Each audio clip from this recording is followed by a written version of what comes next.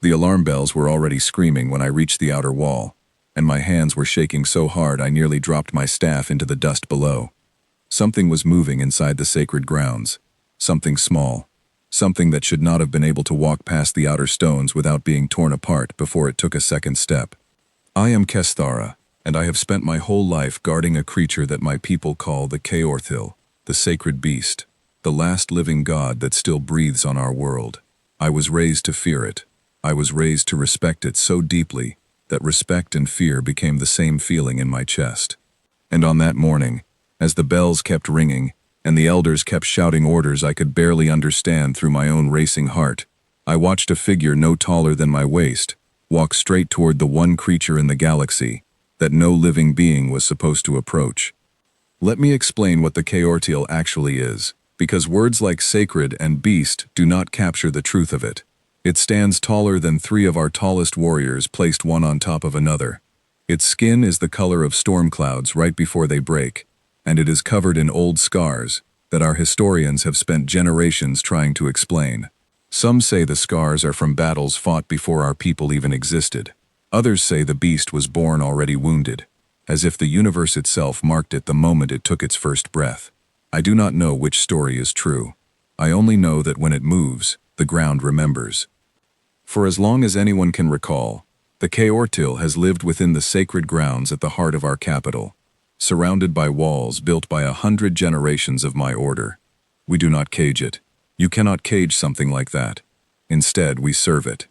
We bring it food gathered from the deepest valleys. We sing to it during the long nights when the twin moons rise together. We record every sound it makes, every movement, every flicker of its enormous eyes, because we believe those things carry meaning, too large for our small minds to fully grasp. And we protect the one rule that has never once been broken in 1,000 generations. No one rides the beast. No one touches the beast without permission from the beast itself. And the beast has never given that permission to a single living soul. I have seen what happens to those who forget this rule. I was only a child myself when a young warrior from a rival clan, driven by pride and the desire to prove his strength to the elders, climbed over the outer wall in the dead of night. He believed that if he could sit upon the beast's back for even a moment, his name would be remembered forever. He was right, in a way. His name is remembered. It is spoken as a warning to every acolyte who joins my order, myself included. The beast did not attack him with the anger you might expect from a wild predator. It simply turned, looked at him with eyes that seemed to hold centuries of patience, and threw him from its shoulders, as if brushing away an insect. He did not survive the fall. We buried what remained of him beneath the Eastern Garden, where new acolytes are taken on their first day to understand exactly what kind of world they have chosen to serve. That is the world I grew up in. A world where the beast was law, and the law was absolute, and no exception had ever been made in all of recorded history. Then the human ships arrived. I remember the day clearly, because it was the first time I had ever seen fear on the faces of my elders that had nothing to do with the beast. 3 great vessels descended through our upper atmosphere, scorched and dented, moving with the slow, careful weariness of something that had been running for a very long time. They did not fire on us. They did not demand anything. They simply asked, through a translator device that stumbled awkwardly over our language, for permission to land somewhere quiet, somewhere far from whatever they were fleeing. Our council argued for 3 full days before granting that permission. Some elders believed we should turn them away immediately, fearing that whatever chased them across the stars might follow them straight to our doorstep. Others argued that turning away the desperate was a violation of everything our order claimed to stand for, a hollow kind of faith if it could not survive contact with strangers in need. In the end, mercy won, but only barely, and only with conditions. The humans were given a stretch of land far from the capital, near the outer farmlands, away from anything they might consider valuable, and certainly far from the sacred grounds where the Kaorthil slept beneath the old stone towers. I did not think much about the humans in those early days. I had my duties. I had my studies. I had the endless, exhausting work of learning to read the beast's moods from the smallest shift in its breathing, the faintest twitch of its enormous tail. The humans were a distant curiosity. A rumor passed between acolytes during quiet meals. I heard they were smaller than us, physically fragile in ways that seemed almost impossible for a species that had apparently survived some kind of terrible war among the stars. I heard their children played games that involved running headlong into danger for no reason other than the joy of it.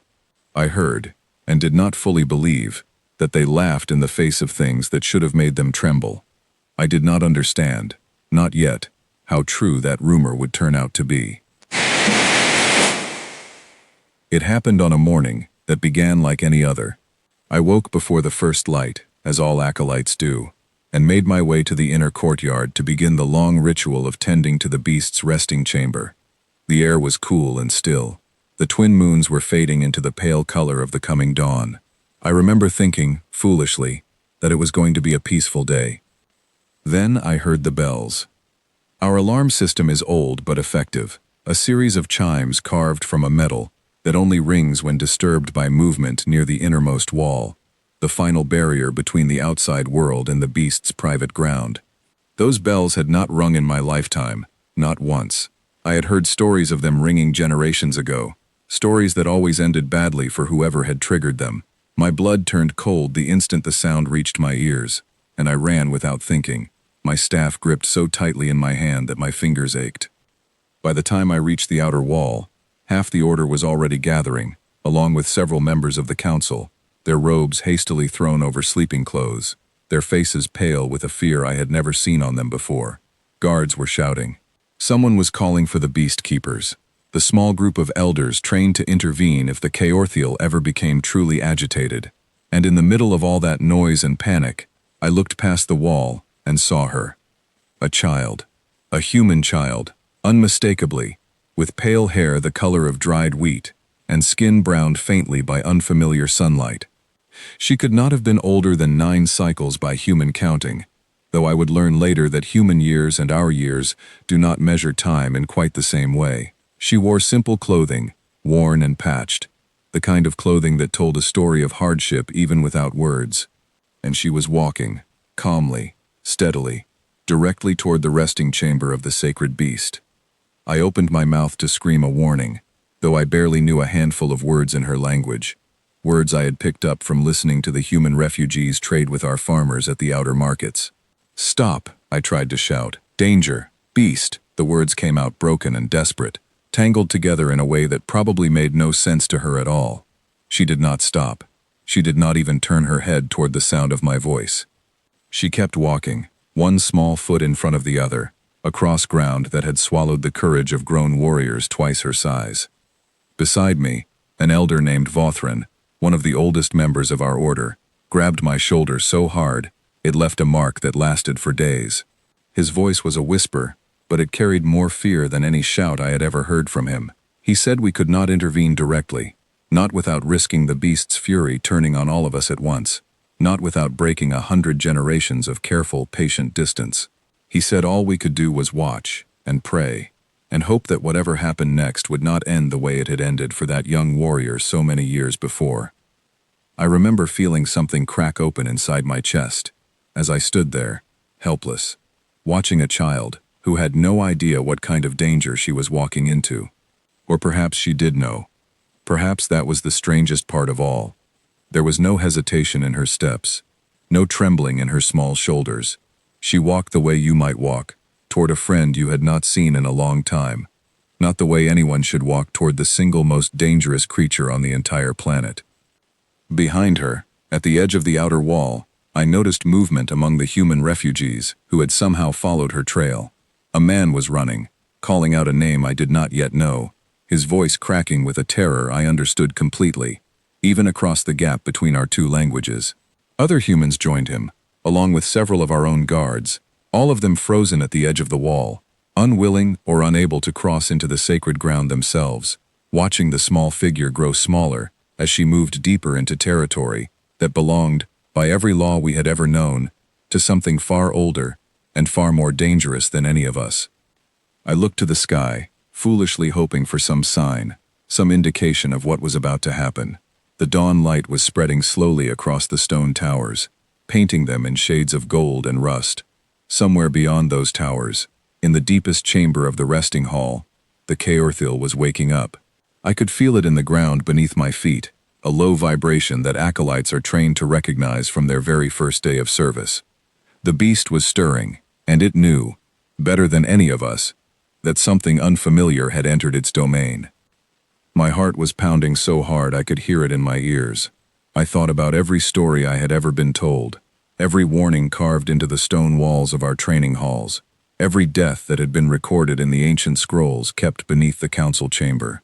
None of those stories had ever included a child. None of them had ever included someone who seemed to feel no fear at all, in a place built entirely around the idea that fear was the only appropriate response. The vibration beneath my feet grew stronger.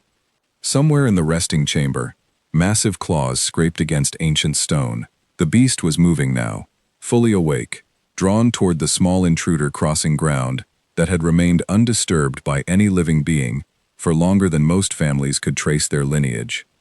I gripped the edge of the wall until my knuckles turned pale, unable to look away, unable to do anything but watch as the child continued forward, disappearing around the curve of the inner path that led directly toward the chamber where the Chaorteal made its home. The guards beside me had gone completely silent. Even Vothran, who had served the order longer than my own parents had been alive, stood frozen with an expression I had never seen on his weathered face before. It was not simply fear. It was the look of someone watching the foundation of everything they believed in begin, very quietly, to shift beneath their feet. Somewhere behind me, the human man who had been running toward the wall finally reached it, and I heard him say a word, over and over, breathless and desperate. A word that I would later learn was her name, Ellie. He kept saying it like a prayer, like something that might reach across the distance and pull her back to safety through sound alone. She did not turn around. She did not slow down. And as the low, thunderous vibration beneath our feet grew louder, signaling that the beast had finally reached the edge of its resting chamber, I realized that whatever was about to happen in the next few moments would change everything my order had ever believed about the nature of the creature we had spent our entire lives protecting. I had no idea, standing there with my hands shaking against the cold stone of the outer wall, that I was about to witness the beginning of something far larger than a single small human child wandering into forbidden ground. I only knew that my chest felt tight with a fear I could not name, and that somewhere beyond that curved stone path, history was about to be rewritten by someone who did not yet understand, or perhaps simply did not care, how impossible what she was doing was supposed to be. The vibration beneath the ground became a rhythm, heavy and deliberate, the sound of something enormous moving with total confidence through a space that belonged only to it. I pressed myself against the stone wall, watching the curved path where the child had disappeared, my breath caught somewhere between my chest and my throat. Beside me, the human man kept calling her name, his voice growing hoarse, and I finally understood, without needing a translation, the particular kind of terror that belongs only to a parent watching their child walk towards something they cannot follow. I learned his name later. Daniel. He was Ellie's father, and in that moment he looked like a man who had already survived more than any person should have to survive, only to find himself facing a new kind of loss that made all the others feel small by comparison. He tried to climb over the wall twice. Both times, our guards pulled him back, not out of cruelty, but because everyone standing there understood that a second intruder would only make things worse. I remember catching his eyes for a brief moment, and what I saw there was not anger at us for stopping him. It was pure, helpless terror, the kind that strips away everything, except the need to protect the person you love. Then, from beyond the curve in the path, the Chaorteal emerged into the open courtyard, and every sound around me seemed to disappear at once. I had seen the beast 1,000 times before. I had cleaned the stones beneath its feet. I had recorded the sound of its breathing during quiet meditation hours. I thought I understood the scale of it, the sheer overwhelming presence it carried into any space it entered. But seeing it move toward a small, unarmed child, with nothing standing between them except open ground, made me understand something new about fear itself. It was not simply large. It moved like a mountain deciding to walk, each step sending a small tremor through the courtyard stones, its long tail dragging behind it with a low scraping sound that seemed to echo off every wall at once. Ellie stopped walking. For one terrible moment, I thought she had finally understood the danger she was in, that the sight of the beast up close had broken through whatever strange calm had carried her this far. I thought I was about to watch a child freeze in terror in the final seconds, before something irreversible happened. But when I looked closer, I realized her stillness was not born from fear. She had simply stopped to look up, the way a much smaller creature might pause to look up at something enormous and new, filled not with dread, but with something closer to wonder. The beast lowered its massive head, and the movement alone created a gust of wind that swept across the courtyard, strong enough to pull at my robes even from where I stood at the outer wall. Its eyes, each one larger than a grown warrior's shield, fixed on the small figure standing perfectly still before it. I held my breath. Every acolyte around me held their breath. Even the guards, trained for a lifetime to react instantly to any threat against the beast, stood frozen, unsure whether stepping forward would save the child or seal her fate. The Kaorthiel's nostrils flared, drawing in a long, slow breath, the way it always did when investigating something unfamiliar within its territory. I had seen it do this before, usually right before deciding whether an offering of food was acceptable, or whether an object left too close to its resting chamber needed to be destroyed. I braced myself for the worst, my mind already trying to prepare for what I might have to explain to Ellie's father, to my own elders, to myself. Instead, the beast made a sound I had never heard it make in my entire life. It was low, almost gentle, nothing like the deep roar that had once shaken the walls of the capital during a rare display of anger many years before my birth. This sound was closer to the low rumble a much smaller creature might make when settling down for rest, a sound our historical records had never once documented, not in 1,000 generations of careful observation. Beside me, Vothrin made a small, strangled noise, as though something he had believed to be certain for his entire life had just quietly shattered.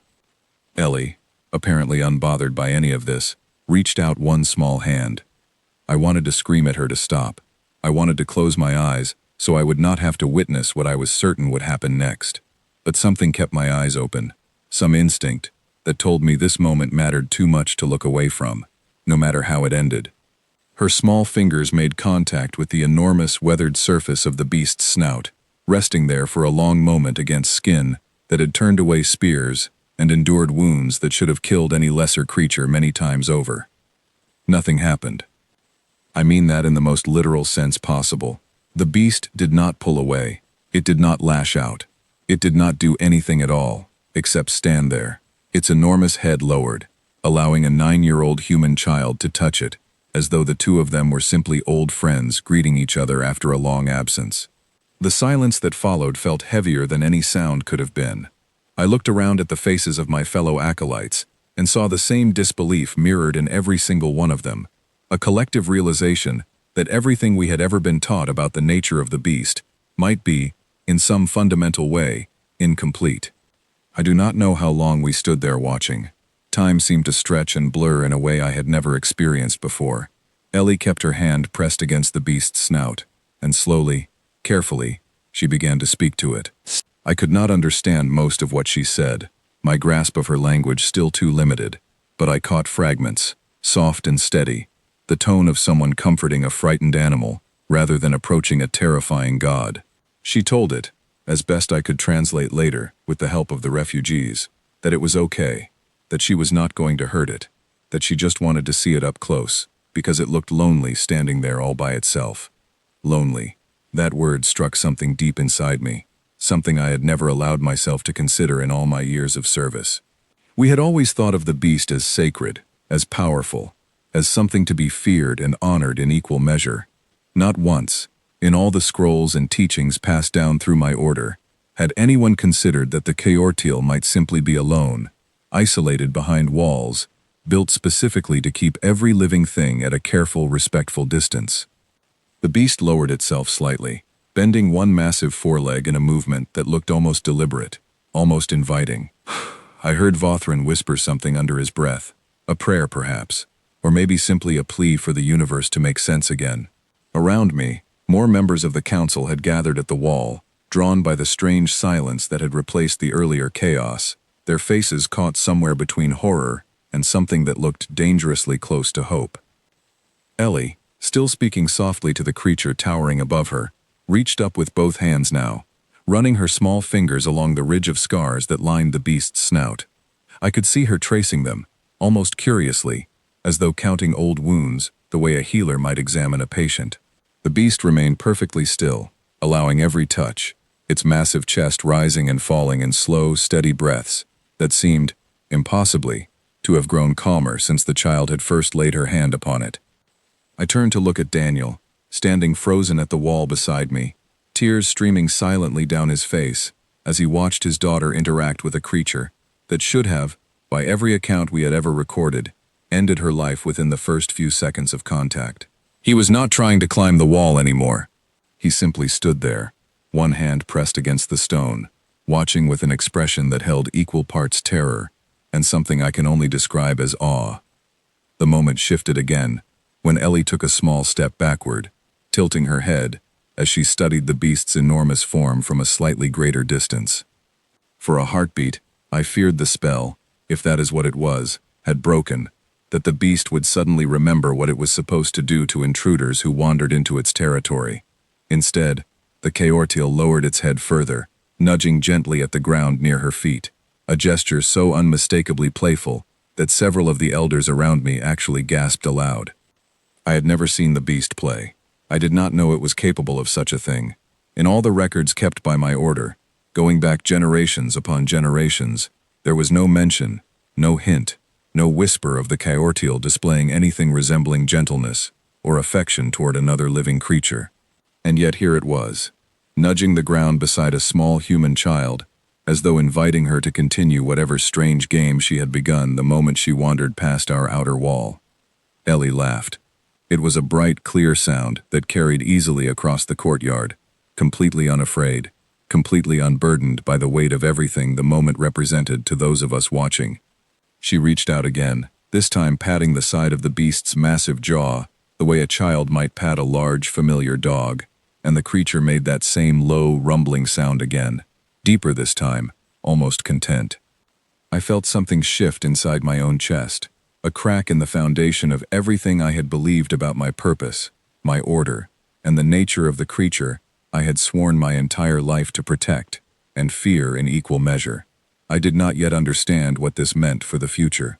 I did not yet know that this single moment, this small child reaching out without hesitation, toward something the rest of us had spent generations learning to fear, was only the very beginning of a change that would eventually ripple far beyond the walls of our sacred grounds, far beyond our planet, out into the wider galaxy, where other worlds would soon learn exactly what it meant when a human decided that fear was simply a feeling other people were allowed to have. For now, all I could do was watch, along with everyone else gathered at that wall, as a 9-year-old girl continued to do the impossible in front of us, calm and unafraid, while the single most feared creature in our entire history knelt gently beside her, as though she were the one thing in the universe it had been waiting its whole long, lonely life to meet. The council chamber was louder that evening than I had ever heard it in my entire life as an acolyte. Elders who normally spoke in measured, careful tones were shouting over one another, their voices bouncing off the high stone ceiling until the whole room felt like it might shake apart. I stood near the back, pressed against the wall with the other junior members of my order, watching grown leaders argue about a 9-year-old human girl, as though she were a natural disaster that had struck our entire civilization without warning. Some of the elders wanted her removed from the planet immediately. They argued that whatever had happened at the wall that morning was not a miracle, but a violation, a breaking of sacred law, so severe that no punishment felt adequate.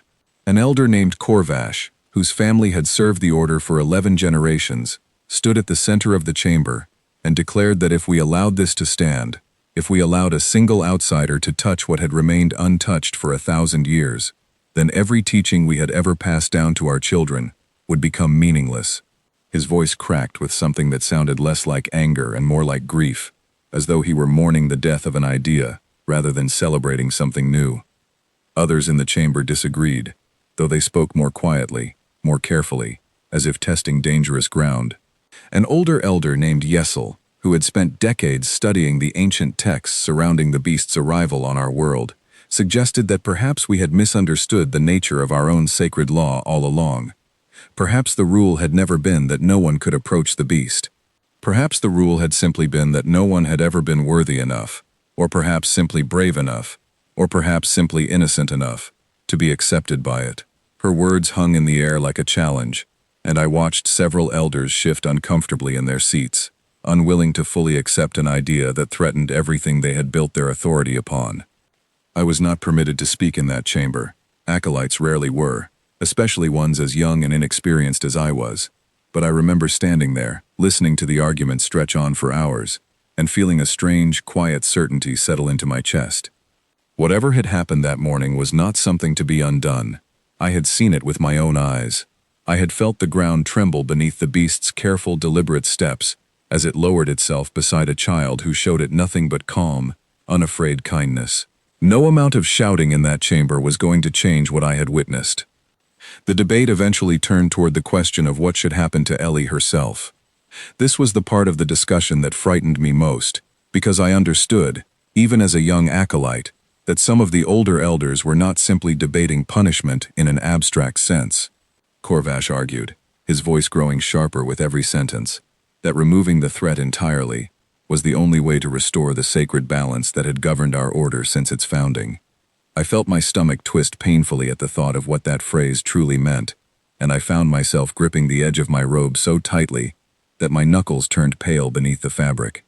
It was Yesel who finally spoke against him, standing slowly, her ancient joints creaking audibly in the sudden silence that followed Corvash's outburst. She reminded the chamber that the beast itself had shown no hostility toward the child. She reminded them that in all our recorded history, the Kaortil had never once tolerated the presence of an intruder without violent consequence, and yet it had not simply tolerated this child. It had knelt beside her, made sounds we had never documented, and allowed contact that should have been impossible by every law we claim to understand. If the beast itself had made its judgment clear, she asked, who among us had the right to overrule it? The chamber fell silent after that, a heavy, uncertain silence that seemed to stretch on forever. I watched the elders exchange glances, watched the tension in the room shift from open hostility to something more cautious, more uncertain. Nobody wanted to be the one to argue against the judgment of a creature we had spent our entire existence worshipping as something close to divine. If the beast had chosen to accept the child, then arguing against that choice meant arguing against the very foundation of our faith. In the end, the council reached a fragile compromise, one that satisfied almost no one completely, but avoided the disaster that had seemed so close only hours before. Ellie would not be harmed. She would not be removed from the planet. Not yet. Not while the full meaning of what had happened remained uncertain. Instead, she would be watched, carefully, continuously, by members of our order, myself included, while the elders debated what her presence truly meant for the future of everything we believed. I was assigned to observe her the very next morning, a task that filled me with a strange mixture of dread and curiosity I had never experienced before. I had spent my entire life being taught to fear the beast from a careful, respectful distance. Now I was being asked to walk directly into the space between a sacred, ancient creature and the small human child, who had somehow become its equal in a single morning. When I arrived at the edge of the sacred grounds, I found Ellie already there, sitting cross-legged in the dust beside the beast's massive foreleg, humming some quiet tune I did not recognize. The Kaortil lay stretched out beside her, its enormous body curled in a way I had never seen before, more relaxed than any historical record had ever described. I approached slowly, my staff held loosely at my side, unsure whether the creature's calm demeanor from the previous day would hold now that a full member of my order stood before it once again. The beast lifted its head slightly as I approached, its enormous eyes studying me with an intensity that made my knees weaken beneath my robes. I forced myself to remain still, to remember every lesson I had ever been taught about approaching the sacred grounds with respect and patience. After a long moment, the beast lowered its head again, apparently satisfied that I posed no threat, and returned its attention to the small girl sitting quietly beside it. Ellie looked up at me with wide, curious eyes, and offered a small wave, the same gesture I had seen human refugees use when greeting one another at the outer markets.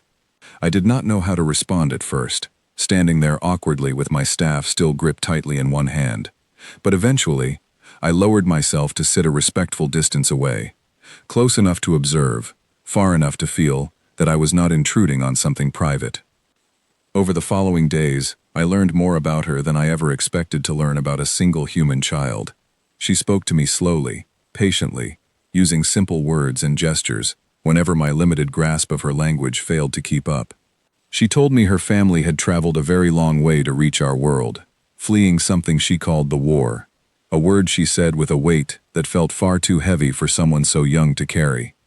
She did not explain the details, not at first, and I did not push her to share more than she was willing to give. What she did explain, in fragments scattered across our early conversations, was why she had walked toward the beast that morning without fear. She told me that back where she came from, she had seen things far more frightening than any creature, no matter how large, no matter how sacred. She told me that fear, to her, was something you felt when you did not understand a situation, and that from the very first moment she saw the beast standing quietly behind the sacred walls, she had understood, somehow, that it was not something to be afraid of. She said it looked sad. She said it looked the way she sometimes felt when she thought about everything her family had left behind. I did not know how to respond to that. I had spent my entire life learning the beast's habits, its moods, its history, and yet I had never once considered that beneath all that power and mystery, there might simply be loneliness, the kind that any living creature, no matter how large or ancient, might feel after 1,000 years of careful, distant worship, instead of genuine companionship. Each day I watched the bond between the child and the beast grow stronger, in ways that continued to defy everything my order had ever taught me. She would climb onto its lowered head, resting against the ridges of old scars, as though they were nothing more than an unusual pillow. She would talk to it constantly, telling it stories about her home, about the games she used to play with friends she had left behind, about the small, ordinary details of a life interrupted by something far larger than herself. The beast listened, or at least appeared to listen, its enormous eyes tracking her every movement with a patience I had never witnessed it show toward anyone else in my lifetime. I began keeping careful notes of everything I observed, partly because it was my assigned duty, and partly because I found myself genuinely fascinated by what I was witnessing. Each evening, I returned to the council chamber to report my findings, watching the elders' expressions shift from skepticism to something closer to reluctant acceptance as the days passed, and the bond between Ellie and the beast showed no signs of weakening or turning dangerous. Corvash remained unconvinced throughout most of this period, continuing to argue in every council session that we were witnessing the beginning of something we did not yet understand well enough to trust completely. I found myself, more and more, disagreeing with him internally, even though I lacked the standing to say so openly in the chamber. I had spent enough time sitting quietly beside Ellie and the beast to understand that whatever was happening between them was not a threat. It was something closer to healing, though I could not yet explain, even to myself, exactly what that meant for the future of my order, my people, or the small, fearless human girl who had somehow changed everything in the span of a single unremarkable morning. The morning everything changed again began quietly, the way most important mornings seem to begin, before anyone realizes what is about to happen. I arrived at the sacred grounds to find Ellie already waiting near the beast's resting chamber, but instead of sitting in the dust beside it as she usually did, she was standing near its lowered shoulder, one small hand resting against the ridge where its neck met its back, looking up with an expression of quiet, determined curiosity that I had come to recognize over the previous weeks. I asked her, in my slowly improving grasp of her language, what she was thinking about. She turned to me with a small smile and said she wanted to see what it felt like to sit on its back. I remember the cold jolt of fear that shot through my entire body at those words, a fear built from a lifetime of warnings, from the buried remains of a young warrior who had tried something similar and paid the ultimate price for his pride. I told her, as firmly as my limited vocabulary allowed, that this was forbidden, that no living being had ever survived doing what she was suggesting, that even the trust the beast had shown her over the past weeks did not guarantee it would accept something so much greater. She listened to me carefully, her expression thoughtful rather than dismissive, and then she asked a question that I have thought about many times since that day. She asked me how anyone could know something was truly forbidden if no one who tried it had ever lived long enough to explain what had actually happened. I did not have a good answer for her. I still am not certain I do. Before I could stop her, Before I could call for help or find some way to physically prevent what was about to happen, Ellie turned back toward the beast and spoke to it directly, her voice soft and steady, the same voice she used every day when telling it stories about her home. I could not understand every word, but I understood the tone completely. She was asking permission. She was not simply climbing onto a wild creature out of childish impulse. She was asking, the way you might ask a trusted friend for something important, and waiting patiently for an answer she somehow expected to receive. The beast lowered itself further, its enormous body settling into the dust with a soft, rumbling sound that I recognized now as something close to contentment. It extended one massive foreleg forward, bending it in a way that created something almost like a step, a deliberate, careful gesture that could not have been anything other than an invitation. My breath caught in my throat as I watched Ellie place one small foot on that extended limb, using it to climb steadily upward, her small hands gripping the ridges of old scars along the beast's side, as though she had done this 100 times before. I wanted to scream. I wanted to run forward and pull her back down to safety, to protect her from a mistake that every fiber of my training told me would end in tragedy. But something held me in place, some instinct I could not fully explain, a growing understanding that what I was witnessing was not reckless disobedience but something closer to trust being tested and honored in equal measure. I stood frozen at the edge of the courtyard, my staff forgotten at my side, watching a 9-year-old human child climb steadily up the shoulder of the most feared creature on our entire world. She reached the top of the beast's back within moments, settling herself into a natural hollow between two raised ridges of scarred skin, a spot that looked almost as though it had been shaped specifically to hold a rider of exactly her size. She looked down at me, her face bright with an excitement that had completely replaced whatever nervousness she might have felt only moments before, and she called out something I will never forget for the rest of my life. She said, "This must be what it feels like to fly without wings." The beast remained perfectly still beneath her, its enormous body radiating a calm I had never witnessed in all my years of observation. Then, slowly, deliberately, it began to rise to its full height, lifting Ellie higher and higher above the courtyard floor, until she sat perched atop a creature so massive that the guards gathered at the outer wall looked like small toys from her elevated vantage point. I heard shouting begin behind me, elders and guards rushing toward the sacred grounds, drawn by the commotion, and I turned just in time to see Vothrin arrive at the wall, his face a mask of horror as he took in the sight before him. He shouted something at me, a command to intervene immediately, to pull the child down before the beast's mood shifted and disaster struck. I did not move. I could not move. I stood there, staring upward at the impossible sight of a small human girl, sitting calmly atop the shoulders of the sacred beast, and I felt something inside me shift permanently, a fundamental change in how I understood the world I had spent my entire life serving. The beast took its first step forward, and the ground trembled beneath the weight of that movement, but Ellie did not lose her balance, did not cry out in fear, did not do anything except laugh with pure, unrestrained joy as the creature carried her slowly around the perimeter of the courtyard. I watched the guards at the wall lower their weapons, one by one, unable to find any justification for violence against a creature that showed nothing but gentle care toward the child seated upon its back. I watched Vothrin's expression shift from horror to something closer to disbelief, and finally, reluctantly, to something that looked almost like wonder. Word spread through the capital faster than I could have imagined possible. By midday, crowds had gathered at every accessible point along the outer walls, drawn by rumors that had already begun to sound more like legend than recent history. I watched them arrive in growing numbers, farmers and merchants and warriors and elders, all of them pressing against the stones to catch a glimpse of something that should have been entirely impossible, according to everything they had ever been taught.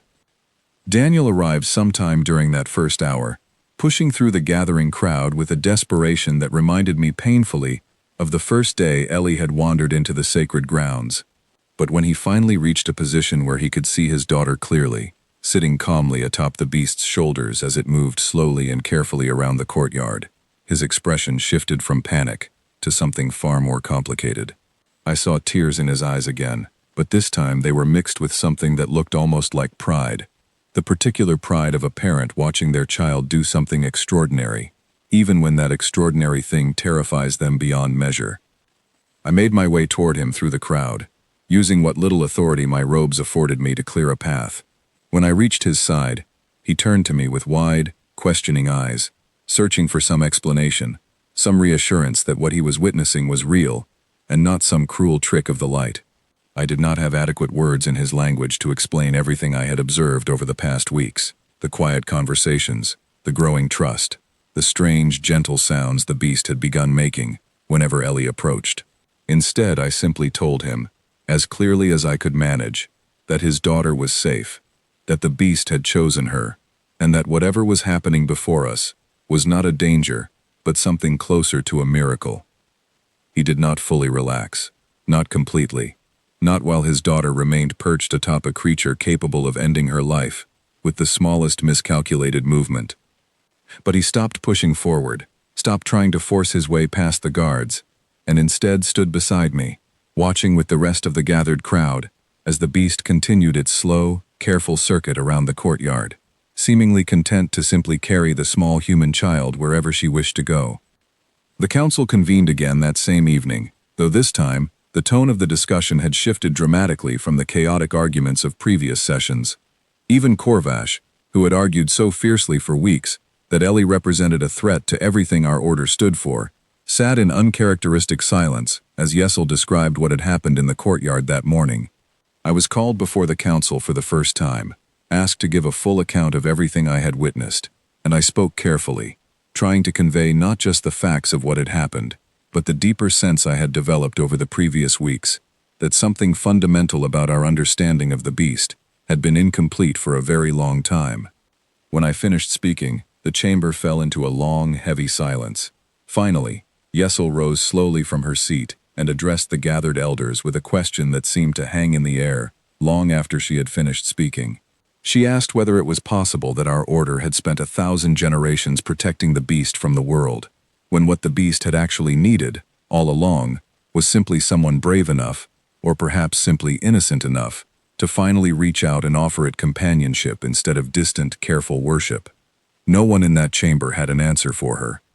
I certainly did not. All I knew, standing there before the assembled leaders of my entire order, was that everything I had believed about the nature of the sacred beast had been quietly, permanently rewritten by a 9-year-old human girl who had simply refused to be afraid of something the rest of us had spent our entire lives learning to fear. The weeks that followed brought a strange new rhythm to the sacred grounds, one that no scroll or teaching in our order's long history had ever prepared us for. Ellie began visiting the beast every single day, sometimes with her father watching cautiously from the outer wall, sometimes with only myself present as her assigned guardian and witness. The council had not yet decided what her presence truly meant for the future of our traditions, but in the absence of a clear ruling, a quiet, unofficial arrangement had settled into place, one that allowed the bond between the child and the beast to continue growing, while the elders debated its meaning behind closed doors. I found myself, during this period, caught between two worlds in a way I had never expected. As a member of my order, I was still bound by centuries of teaching that told me the beast was sacred, distant, a thing to be honored through careful ritual and respectful distance. But as someone who now spent hours each day watching Ellie laugh and talk and climb freely across a creature that had once been considered untouchable, I found those old teachings beginning to feel incomplete, as though they had only ever captured a small portion of a much larger truth. It was during this period that Corvash approached me directly for the first time since the council sessions had begun. I remember feeling a flicker of nervousness when he requested a private conversation, given how forcefully he had argued against Ellie's continued presence during those early debates. He found me one evening near the outer garden, sitting quietly after finishing my daily observations, and he lowered himself onto the stone bench beside me, with the careful movements of someone whose age had begun to weigh heavily on his joints. He did not begin with an apology, though I sensed one hiding somewhere beneath his words.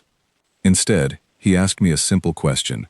He wanted to know what I truly believed, not what the council had decided, not what the ancient texts suggested, but what I, as someone who had spent every day observing the bond between the child and the beast, genuinely believed was happening. I considered his question carefully before answering, choosing my words with the same care I had learned to apply to every report I gave before the council. I told him that I believed the beast had been alone for its entire existence, and that our order, despite our devotion, had never once offered it true companionship, only distant worship carried out from behind careful walls. I told him that Ellie had done something none of us had ever considered attempting, not because she was braver than any of the warriors who had come before her, but because she had never been taught to see the beast as something to be feared in the first place. She had simply seen a creature that looked lonely, and she had responded the only way she knew how, with kindness and curiosity, instead of caution and distance. Corvash listened to all of this in silence, staring out across the darkening garden, as the twin moons began their slow rise into the evening sky. When I finished speaking, he was quiet for a long moment before finally admitting something that surprised me deeply. He told me that his fierce opposition during the council sessions had never truly been about protecting our traditions. It had been about fear, plain and simple. The fear of watching everything he had devoted his entire life to understanding suddenly reveal itself to be smaller and less complete than he had always believed. He said it was a difficult thing, at his age, to admit that a child a fraction of his years had understood something about the beast that he, despite decades of study, had never once considered. I did not know how to respond to such an admission from an elder as respected as Corvash, so I simply sat beside him in silence, watching the moonlight spread slowly across the garden stones, until he finally rose and returned to the council chambers without another word. The following morning brought news that shifted everything once again. A scout, stationed at the outer boundary of our territory, arrived at the capital in a state of visible distress, reporting that unfamiliar vessels had been detected entering our system, moving with a pattern that suggested pursuit rather than exploration. The council convened immediately, and this time I was permitted to remain in the chamber as reports continued arriving throughout the day, each one more alarming than the last. It became clear, over the following hours, that the vessels approaching our system belonged to the same force that Ellie's people had been fleeing when they first arrived on our world. Daniel was summoned before the council, along with several other human refugees who had gathered enough understanding of our language to communicate more directly than before. He explained, his voice tight with a controlled fear that reminded me of the way he had spoken on the day his daughter first wandered toward the sacred grounds, that the force pursuing them was not interested in peaceful contact. He described conflicts that had displaced entire populations across multiple systems, conflicts fought with weapons and tactics that our own world had never needed to develop, protected, as we had always been, by our remote location and the fearsome reputation of the beast that guarded our capital. I watched the elders' faces shift from concern to something closer to genuine alarm as Daniel continued speaking. Our order had spent 1,000 generations protecting the Kaortiel from the dangers of the outside world, but none of us had ever seriously considered what might happen if the outside world eventually found a way to reach us despite that protection. The comfortable distance we had always relied upon suddenly felt fragile in a way it never had before. That evening, I found Ellie sitting quietly beside the beast, her small hand resting against its lowered snout, and I could tell immediately that she had already heard the news that had thrown the entire capital into a state of anxious uncertainty. She did not look frightened in the way I might have expected from a child facing the possibility that the danger her family had fled across the stars might finally be catching up to them. Instead, she looked thoughtful, almost calculating, in a way that seemed far too mature for someone so young. She asked me, in careful, halting words that had improved dramatically over our weeks of daily conversation, whether the beast could fight if it needed to protect the people it cared about. I did not know how to answer her question honestly. Our records describe the Kaortiel primarily as a guardian of tradition and sacred law, not as a weapon of war, though the scars covering its ancient body certainly suggested a history of conflict that our order had never fully documented or understood. I told her, as honestly as I could, that I did not know, but that I believed the beast would do whatever it needed to do to protect those it had chosen to trust. She nodded slowly at this, resting her head against the beast's snout in a gesture of quiet affection that had become deeply familiar to me over the past several weeks. Then she said something that stayed with me long after that conversation ended. She said that back where she came from, people had told her, over and over, that she should be afraid of everything, that fear was what kept people alive during dangerous times. But she said she had stopped believing that a long time ago, because the people who taught her that lesson had also been the people who lost everything anyway, despite all their careful fear. She said she had decided, somewhere during the long journey that brought her to our world, that she would rather face whatever came next with courage, instead of fear, even if courage sometimes meant doing something everyone else believed was impossible. I sat with her in silence for a long time after she finished speaking, watching the twin moons rise slowly over the sacred grounds, and I found myself thinking about everything my order had ever taught me about strength and power, and the nature of the creature we had spent our lives protecting. None of those lessons had ever mentioned courage of the kind Ellie described, the quiet, stubborn refusal to let fear dictate every decision, the willingness to reach out towards something dangerous simply because it seemed lonely and misunderstood, rather than truly threatening. As the days passed and the reports from our outer scouts grew increasingly urgent, I began to understand that whatever was approaching our system was not going to wait patiently for our council to finish debating tradition and sacred law. The vessels continued their steady approach, and with each passing day, the peaceful, uncertain rhythm that had settled over the sacred grounds since Ellie's first visit began to feel less like the beginning of a beautiful new understanding, and more like the calm before something far larger and far more dangerous than anything our world had ever faced before. I learned more about the war Ellie's people had fled during those tense, uncertain days than I had learned in all the weeks before combined. The Council, desperate for any information that might help us understand the danger approaching our world, called upon every human refugee willing to share their experience, and I was assigned to help translate and record their accounts, sitting through hours of testimony that changed forever the way I understood the small, fearless species that had arrived so unexpectedly on our shores. A woman named Laura, who had served as some kind of coordinator among the refugee community, spoke at length before the council about the years leading up to their departure from human space. She described conflicts that spanned entire star systems, fought between factions whose original disagreements had been forgotten by most, replaced by a cycle of retaliation and loss that seemed to feed itself endlessly. She described losing her home, not once but multiple times, rebuilding each time in a new location, only to be displaced again when the fighting eventually caught up to wherever her family had settled. What struck me most was not the scale of the destruction she described, though that alone was difficult to fully comprehend. It was the calm, steady way she spoke about it, the same quiet resilience I had witnessed in Ellie every single day at the sacred grounds. When one of the elders asked her, with obvious disbelief, how her people managed to continue functioning, continue building new lives, continue caring for their children in the middle of such constant upheaval, she offered an answer that I have thought about many times since that day.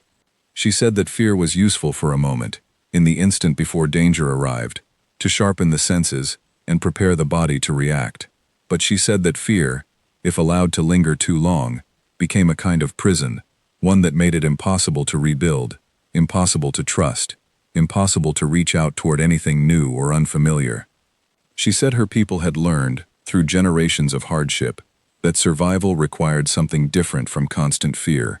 It required the willingness to act decisively, even when the outcome remained uncertain, to make a choice and commit to it fully, rather than remain frozen by every possible danger that choice might invite. I thought immediately of Ellie walking calmly toward the beast on that first morning, showing no hesitation despite every reasonable expectation that the encounter should have ended in tragedy.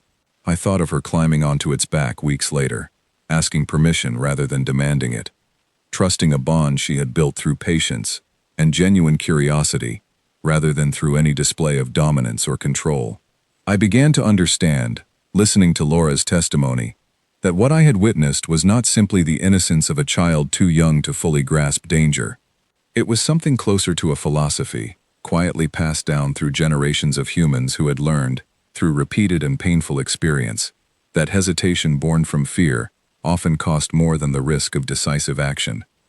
Another refugee, a former soldier named Owen who had lost most of his unit during one of the final battles before their departure, spoke about something he called adaptability, a concept that seemed to run through every account the humans shared with our council.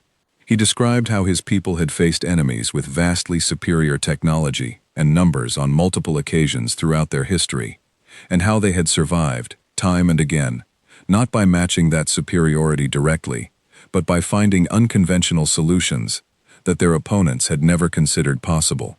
He said humans had a long history of being underestimated by more powerful forces, and an equally long history of proving those assumptions wrong through sheer stubborn creativity and refusal to accept defeat as inevitable. I began to see the approaching threat differently after hearing these accounts, no longer simply as a distant danger that our world would have to face largely alone, but as something the humans among us had faced before, repeatedly, and had somehow found ways to survive despite overwhelming odds.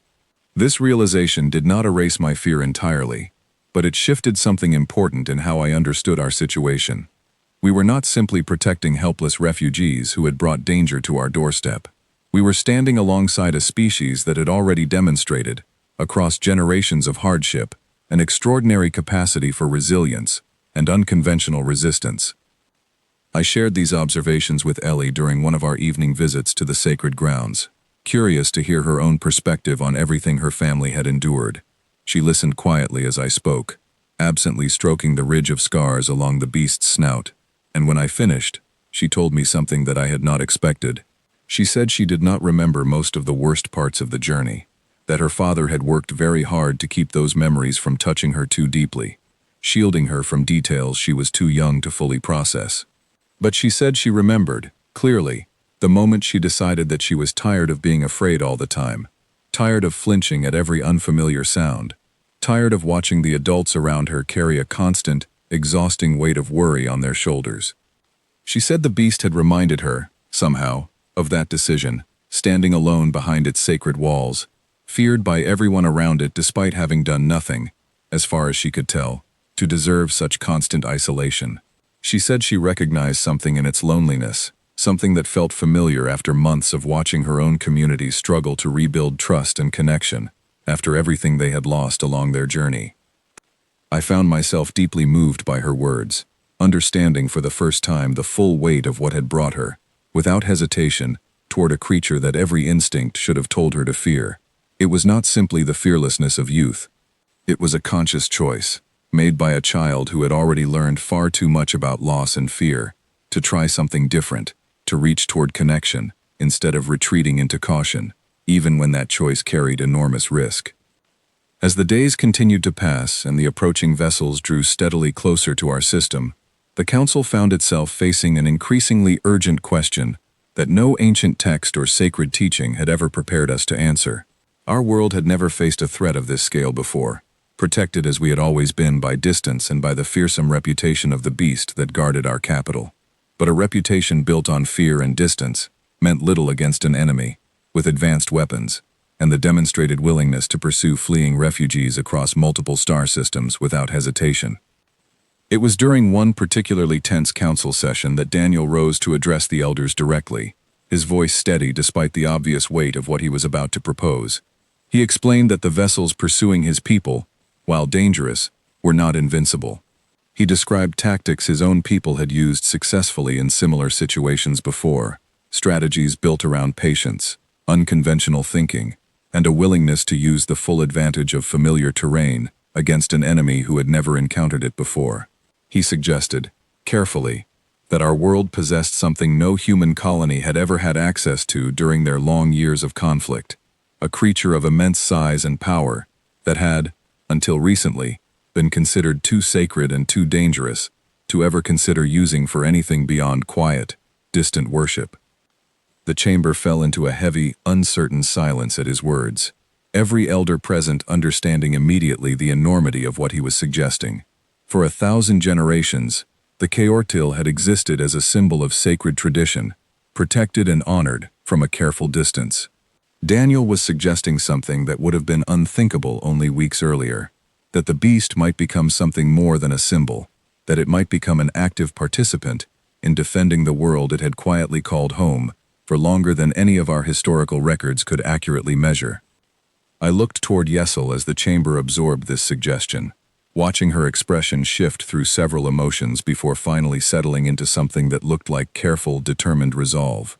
She rose slowly from her seat and addressed the gathered council with words that would set in motion everything that followed in the days ahead. She said that perhaps this was the true reason the beast had finally chosen to accept a companion after 1,000 years of solitary existence. Perhaps some deeper wisdom within the ancient creature had sensed, long before any of us fully understood the danger approaching our world, that the time for quiet, distant tradition was ending, and that the time for something entirely new was about to begin. The enemy vessels entered orbit on a morning that felt eerily similar to the one that had started everything weeks earlier, cold and quiet, the twin moons still faintly visible against a sky just beginning to lighten. I stood at the outer wall of the capital alongside Vothran and dozens of other acolytes, watching streaks of light cut across the upper atmosphere as the pursuing fleet made its final approach toward our world. Word had spread through every corner of the capital by then, and the streets below were filled with people watching the sky with a mixture of fear and grim determination that I had never witnessed in my people before. The council had spent the previous days working alongside Daniel, Laura, Owen, and the other human refugees to develop a plan that combined our knowledge of the terrain and the beast's unique capabilities with the tactical experience the humans had gained through years of hard-fought survival. It was strange, watching elders who had spent their entire lives following rigid tradition suddenly working in close cooperation with a species they had barely trusted only weeks before. But necessity has a way of dissolving barriers that seemed permanent only a short time earlier. Ellie insisted on being present at the sacred grounds during the confrontation, and after considerable debate, the council reluctantly agreed, understanding by that point that the bond between the child and the beast had become something far too important to separate, even under the most dangerous circumstances imaginable. I was assigned to remain beside her throughout whatever was about to unfold, a duty I accepted with a strange mixture of pride and terror that I still find difficult to fully describe. The enemy fleet made contact with our world's outer defenses within the hour, and I watched from the sacred grounds as flashes of light illuminated the upper atmosphere, distant enough that the sound reached us only as a low, rolling rumble several seconds after each burst of brightness. Our own defenses, ancient and largely ceremonial, had never been designed to withstand a genuine assault, and I felt my chest tighten with fear as reports began arriving that several vessels had already broken through the outer perimeter and were descending toward the capital itself. Ellie stood beside the beast throughout all of this, her small hand resting against its foreleg, speaking to it in low, steady tones that I could not fully translate but understood completely in their intent. She was not giving it commands, not exactly. She was simply talking to it the way she always had, calmly, honestly, treating it as a trusted companion facing a shared danger rather than a weapon to be directed at will. The beast remained still throughout her words, its enormous head lowered close to hers, listening with the same patient attention it had shown her from their very first encounter. When the first enemy vessel finally descended low enough to be visible above the capital's central towers, the beast rose to its full height for the first time since Ellie had climbed onto its back weeks earlier. The ground trembled beneath its movement, and I felt a surge of fear unlike anything I had experienced before, watching the creature that had spent 1,000 years as a symbol of quiet tradition suddenly transform into something far more active, far more purposeful, its enormous form radiating a controlled intensity that made every hair on my body stand on end. Daniel arrived at the sacred grounds moments later, along with Owen and several other humans who had insisted on joining the defense, despite the obvious danger involved. I watched them work with a coordinated efficiency that spoke to years of hard-earned experience, directing our own guards toward defensive positions that maximized the natural advantages of our terrain, positions that our own warriors, despite generations of training, had never considered using in quite the same way. The enemy vessel opened fire on the capital, and I felt the ground shake beneath a nearby impact, close enough that dust and debris rained down across the courtyard.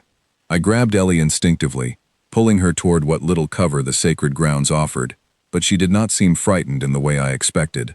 She kept her eyes fixed on the beast, watching as it turned toward the source of the attack with a slow, deliberate movement that carried none of the panic I felt racing through my own body. What happened next unfolded so quickly that I struggled to process it even as I watched it happen directly in front of me. The beast moved with a speed that seemed impossible for something of its enormous size, closing the distance toward the low-flying vessel in only a few powerful strides. I understood, in that moment, why our ancient records describe the Kaorthiel as capable of ending the lives of armored warriors in a single decisive motion. It was not simply large, it was fast, precise, and terrifyingly capable, in ways that 1,000 years of quiet, ceremonial existence had never revealed to any of us. The vessel attempted evasive maneuvers, but the beast anticipated its movement, striking against its hull with a force that sent the craft spiraling away from the capital, trailing smoke as it retreated toward the outer boundary of our territory. A cheer rose from the gathered crowd along the outer walls, quickly cut short as two more vessels descended to take the place of the one that had been driven back, their weapons already charging for another assault. Owen shouted directions toward our own defenders, coordinating a series of movements that used the natural cover of the capital's stone towers to shield our people from direct fire, while creating openings for counterattacks that our forces had never attempted before. Laura worked alongside several of our engineers, adapting technology from the human vessels to boost the range and accuracy of our own limited defensive systems, technology that our people had never encountered before, but adapted to with remarkable speed, once shown the underlying principles. I remained close to Ellie throughout the confrontation, watching her guide the beast with nothing more than her calm, steady voice, and an evident trust that seemed to strengthen, rather than weaken, as the danger around us intensified. The beast fought with a controlled, deliberate power that avoided unnecessary destruction wherever possible, focusing its efforts on disabling enemy vessels rather than causing widespread devastation across the capital it had spent 1,000 years quietly protecting. The confrontation lasted through most of the morning, a coordinated effort between our own people, the human refugees who had brought both danger and salvation to our doorstep, and a creature that had spent 1,000 years as a symbol of distant, feared tradition, before finally revealing the true depth of what it was capable of, when given something worth actively protecting. By the time the remaining enemy vessels retreated back toward the edge of our system, unwilling to continue an assault that had cost them far more than they had anticipated, the capital stood scarred but standing, its people exhausted but alive. I found Ellie afterward sitting quietly beside the beast, both of them showing clear signs of the strain the confrontation had placed upon them, but neither showing any sign of regret for what they had chosen to do together. She looked up at me with tired eyes and asked, simply, if everyone was safe. I told her they were, as far as I could confirm, and she nodded, resting her head against the beast's lowered snout, with the same quiet affection she had shown it since their very first encounter weeks earlier. The council convened again that evening, though this time the tone carried none of the fear or hostility that had marked those earlier sessions. Corvash himself proposed the motion that formally recognized Ellie as a permanent companion to the beast, a title that had never existed in any of our ancient texts because no one before her had ever earned it. Yessel spoke afterward about the deeper lesson our entire order had learned through this experience, that true strength sometimes required the willingness to set aside inherited fear in favor of genuine connection, a lesson our 1,000 years of careful tradition had never fully understood, until a single fearless child showed us what we had been missing all along. News of what happened on our world spread quickly through the wider networks that connected our region of the galaxy to distant systems we had rarely had contact with before.